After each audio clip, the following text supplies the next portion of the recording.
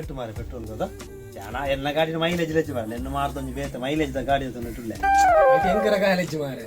ನಾನು ಬಸ್ ಹೋಗ್ನತೆ ಈ ಜನ ಬತ್ತನ ಮಾರ 100 ರೂಪಾಯಿ ಈ ಜನನ ಆ ಜನ ಪೆಟ್ರೋಲ್ ರೇಟ್ ಜಾಸ್ತಿ ಆಗ್ತದೆ ಮನೆಗೆ ಆ ಜನ ಬಂದೇನೆ ಅನ್ಬಿಡಿ ಅವರ ಮೌನೇಶ್ವರ ದೂರ ಇಲ್ಲಿ